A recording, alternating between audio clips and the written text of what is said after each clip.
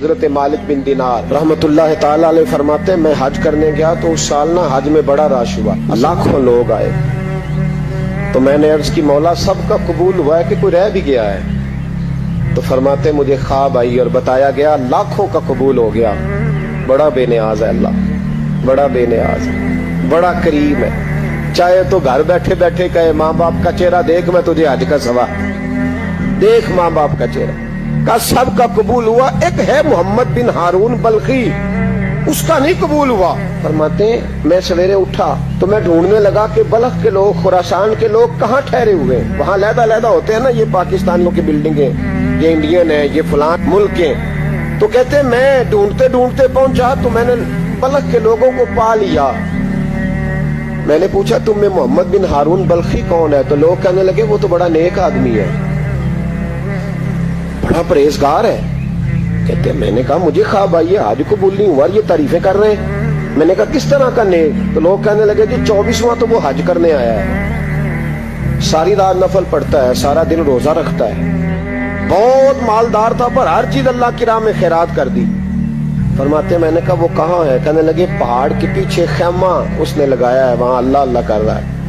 हजरत मालिक बिन दिनार अलैहि रहमा फरमाते मैं वहां पहुंचा, मुसल्ले पे बैठा था, सलाम फेरी। मैंने अस्सलाम वालेकुम के बाद कहा आप मोहम्मद बिन हारून बल्खी हैं?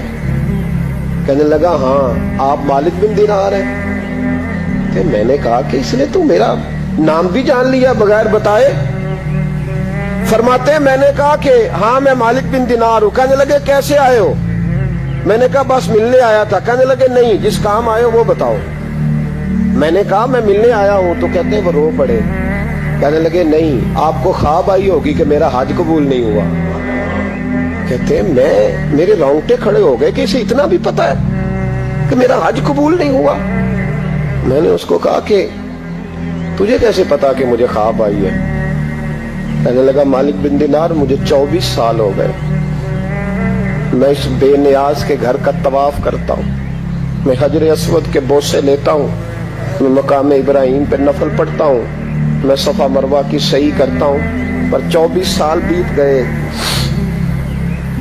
जब मैं तवाफ़े विदा करने के करीब आता हूँ तो कोई ना कोई अल्लाह का वली आके कहता है दौड़ जा, तेरा कोई नहीं कबूल हुआ।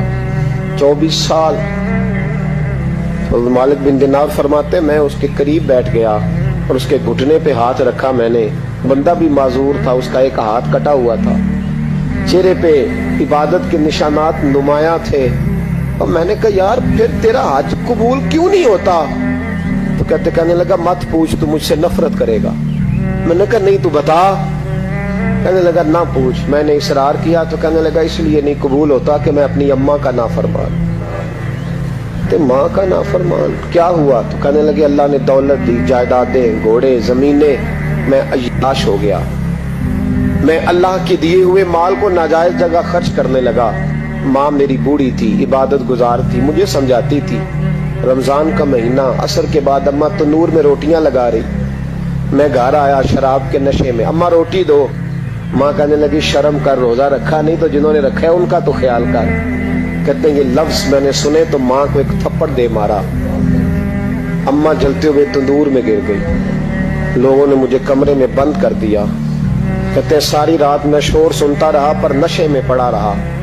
अगले दिन जोहर के बाद आंख तब खुली जब मेरी बीवी अलमारियों से कपड़े निकाल रही थी। मैंने कहा कहाँ जा रही हो? कहने लगी मेके जा रही हूँ, मैं माँ के कातिल के साथ वक्त नहीं गुजार सकती। मैंने कहा माँ कत्ल हो गई? कहा हाँ, रात 9 महीने तुझे पेट में रखने वाली और छाती का दूध तेरे गले में उतार के पालने वाली तेरे हाथों कत्ल हो गई। कहा किधर है मेरी माँ की मैयत? का दफन कर दिया। बताया क्यों नहीं? कहते मरते वक्त कह गई थी उसे मेरा मुंह ना दिखाना, मेरे जनाजे के करीब ना आए। कहने लगा मैं उसी वक्त उठा जिस हाथ से माँ को मारा था, कुल्हाड़ा लेके हाथ काट दिया, जायदादें, घोड़े, मकानात खैरात कर दिए। सारी रात नफल पढ़ता हूँ, सारे दिन के रोजे रखता हूँ, हर साल हज करता हूँ, अर्श का मालिक माफ नहीं करता। हजरत मालिक बिन दिनार कहते हैं मैंने भी एक थप्पड़ मारा। मैंने कहा तू इसी काबिल है, तुझे माफ न किया जाए, कभी तुझे माफी नहीं मिलेगी। कहते मैं होके आया, वो रोता रहा, तड़पता रहा, میں سویا گھر آ کے تو مجھے مصطفیٰ کریم علیہ السلام کا دیدار نصیب ہو گیا. نبی پاک صلی اللہ تعالی علیہ وسلم نے فرمایا مالک تو اسے کیوں مایوس کر آیا ہے اللہ کی رحمت سے, کیوں کیا ہے اسے؟ میں نے کہا حضور اتنا بڑا قاتل ماں کا کیسے معافی ملے گی؟ تو محبوب فرمانے لگے اس کی ماں کی وجہ سے ہی اسے معافی ملے گی, ماں کی وجہ سے. حضور کس طرح؟ فرمایا ماں قیامت کے دن اس کے خلاف مقدمہ دائر کرے گی, کہے گی اللہ اسے پوچھ میرا جرم کیا تھا, مجھے کیوں جلا کے مارا؟ رب بات سنے گا اور پھر کہے گا اٹھاؤ اس کے بیٹے کو. ماں او بچے کی ماں بھیجے نا اب تیرے بیٹے کو سزا دے, کہ یا اللہ سخت سزا دے. تو رب کریم فرمائے گا اٹھاؤ اسے جہنم میں لے جاؤ. مصطفیٰ کریم فرمانے لگے جب زنجیریں ڈال کے فرشتے دوزخ کی طرف لے جا رہے ہوں گے نا تو پلٹ کے ماں کی طرف دیکھے گا, تھوڑا پھر آگے بڑھیں گے تو پھر دیکھے گا, پھر دوزخ کے قریب جائیں پھر دیکھے گا اور کہے گا اماں جی مجھے جلائیں گے, مجھے تکلیف ہوگی, زندگی میں جب درد ہوتا تھا تیرا نام میری زبان پہ آتا, اماں مارنے لگے ہیں مجھے, جلائیں گے. میرے مصطفیٰ کریم فرمانے لگے وہ ماں اسے جلا کے مار دیا, وہ میدان محشر بول پڑے گی, کہے گی اللہ اے اللہ اے اللہ. رب کریم فرمائے گا کہ عرض کرے گی مولا میں نے معاف کیا تو بھی اسے معاف کر دے. اللہ فرمائے گا اس نے تو جلا کے مارا, تو کیوں نہیں جلنے دیتی؟ حالانکہ اللہ سب جانتا ہے. کہے گی مولا میں تو ماں ہوں نا, کیسے موقع دوں؟ تو میرے محبوب فرمانے لگے مالک اللہ اسے اس کی ماں کی وجہ